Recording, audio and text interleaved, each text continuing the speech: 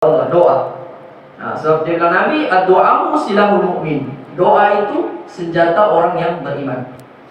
Baik, itulah di antara ciri-ciri yang dukun minta, syarat-syaratnya. Dan terkadang darah hewan tersebut pula dioleskan ke tubuh pesakit ataupun membuangnya ke bangunan tua, sumur-sumur ataupun rumah-rumah kosong.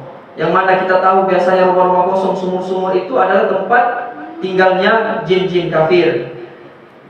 Tanpa menyebutkan nama Allah ketika membuangnya. Setelah melakukannya, maka penyihir itu kembali ke rumahnya dan membaca mantra-mantra kemusyrikan. Kemudian memerintahkan jin untuk melakukan apa yang diinginkan olehnya.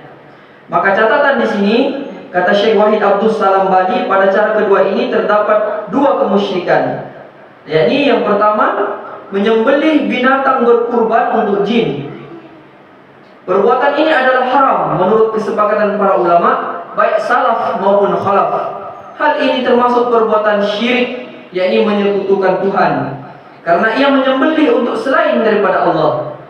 Oleh sebab itu, seorang muslim tidak boleh memakan dagingnya, apalagi melakukan perbuatan tersebut. Sekalipun demikian, banyak orang yang sering melakukan perbuatan kotor ini. Jadi di sini kata para ulama, sekiranya ada sesuatu makanan, bukan sahaja, ini disebutkan dalam Imam Nawawi menyebutkan dalam kitabnya Majmu' Fatawa, dia mengatakan sesuatu yang dihidangkan untuk selain daripada Allah, walaupun hasilnya daripada kerja kita. Kita kerja 24 jam, 12 jam begitu, halal, berkah, insya Allah. Tapi ketika kita membelikan sesuatu, membelanjakan makanan ataupun sembelihan, lalu kita menyembelih hewan itu, kita menyebut nama selain daripada Allah di dalamnya, ataupun tidak menyebut nama Allah sama sekali, maka itu haram. Sebab itulah kata Ustaz Ahmad Sunan pernah menceritakan bahwa sebahagian macam yang kita baca-baca tuh, ketika diasingkan untuk penjaga-penjaga tuh, bermakna ada nama selain daripada Allah di dalamnya, betul kan? Itu pun termasuk, karena kita menghilangkan selain daripada Allah. Kita baca doa tapi kita asing dia, kita memberikan kepada yang selain Allah. Macam penjaga kilang, penjaga-penjaga ini, itu tidak sepatutnya lah. Tapi itu daripada pribadi sendiri. Tapi kita sampaikan itu tidak boleh, karena sebahagian itu adalah haram. Sama juga yang diletak makanan di tempat tempat pemujaan, seperti di Topekong contohnya, diletak di situ 5 sangkis. Datang orang pergi makan, tak boleh itu. Sebab itu disediakan selain daripada Allah, dan itu jelas untuk berhala, maka tidak boleh dimakan. Begitulah perumpamaannya. Jadi seterusnya Imam Yahya bin Yahya lagi berkata, Wahab telah berkata kepadaku, ada beberapa orang penguasa muslim yang ingin mengalirkan air daripada sebuah mata air, lalu mereka menyembelih binatang yang dipersembahkan untuk jin, agar mereka tidak menyumbat airnya. Kemudian orang-orang diberi makan dari daging sembelihan tersebut. Berita ini pun menyebar luas sampai ke telinga Ibnu Syihab Az-Zuhri. Lantas beliau pun mengatakan, sesungguhnya ia telah menyembelih sesuatu yang tidak dihalalkan baginya, dan memberi makan orang-orang dengan sesuatu yang tidak halal bagi mereka. Sungguh Rasulullah SAW telah melarang untuk memakan binatang sembelihan yang dikorbankan untuk jin. Dalam hadis yang diriwayatkan Imam Muslim, disebutkan dalam sebuah hadis yang diriwayatkan dari sahabat Nabi Ali bin Abi Thalib radhiyallahu anhu, ia berkata, Nabi SAW bersabda, la'anallahu man dzabaha li ghairillah. Yang maksudnya, Allah melaknat orang yang menyembelih binatang untuk selain Allah. Maka di sinilah kemungkarannya itu. Jadi kalau dukun mau merawat pesakitnya, dia akan minta tumbal seperti kambing, apa semuanya syarat-syarat. Hewan itu bagus, sembelihan, cuma dikorbankan dengan cara yang salah. Dikorbankan bukan untuk Allah, tapi untuk berhala ataupun jin. Maka yang kedua, jimat-jimat ataupun mantra-mantra, jampi-jampi adalah syirik, yaitu lafal-lafal ataupun mantra-mantra yang dibacakan dalam rangka menghadirkan ataupun mendatangkan jin. Mantra-mantra tersebut mengandung kemusyrikan yang nyata, sebagaimana yang telah disebutkan oleh Syekhul Islam Ibnu Taimiyah dalam beberapa bukunya.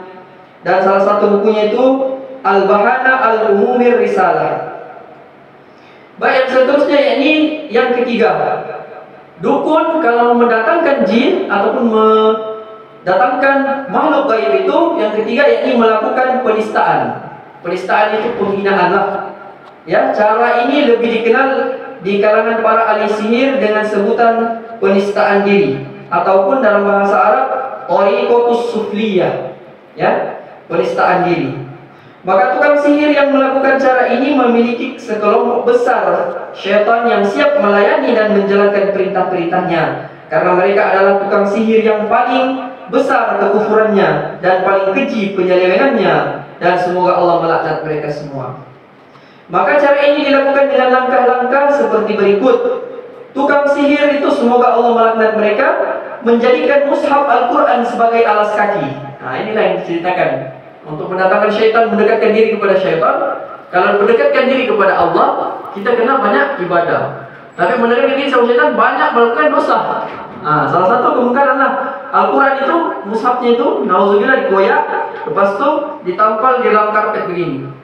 Biasa kita tengok kan di berita semua masuk dalam, bawa diletak depan rumah. Orang tak sedar, kita pun dalam masuk rumahnya, kita tak sedar, kita terpijak. Begitu. Begitulah cara mereka meletak. Kemudian memakainya untuk masuk ke dalam WC ataupun tandas. Di dalam WC, tukang sihir tersebut membaca mantra-mantra yang mengandung kekufuran. Kemudian penyihir itu keluar dan duduk dalam sebuah ruangan, lalu memerintahkan kepada para jin untuk melaksanakan apa yang dikehendaki olehnya. Maka para jin pun segera mentaatinya dan bergegas melaksanakan seluruh perintahnya. Hal itu disebabkan tukang sihir tersebut telah kafir kepada Allah yang Maha Agung dan telah menjadi salah seorang daripada saudara-saudara syaitan. Maka balasan baginya adalah kerugian yang nyata dan akan mendapatkan laknat dari Allah Rabb semesta alam. Maka tukang sihir yang menempuh cara ini disyaratkan untuk melakukan sejumlah dosa-dosa besar lainnya di samping yang telah kami sebutkan di atas, yang seperti berzina dengan mahramnya sendiri, homoseksual, berzina dengan selain istrinya, menghina agama dan sebagainya. Semua itu dilakukan dalam rangka mencari redha syaitan. Nah, inilah di antara dua yang dapat kita kongsikanlah pada maghrib kali ini. Mudah-mudahan ada pelajaran lah, yakni cara yang kedua itu melakukan penyembelihan yang disembelih tidak disebut nama Allah di dalamnya dan dipersembahkan kepada selain daripada Allah, dan menjadikan mushaf Al-Quran ataupun mantra-mantra zikir-zikir yang biasa kita nampak dalam bentuk raja ataupun azimat yang ditulis di atas kertas, kalimatnya suci, kalimat Al-Quran.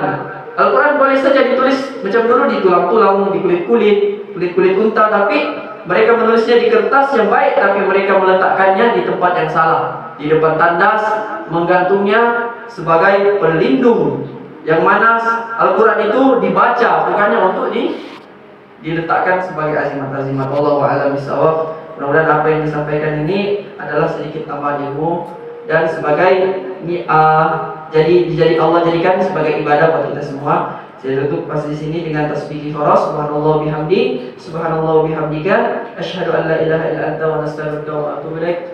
Assalamualaikum warahmatullahi wabarakatuh.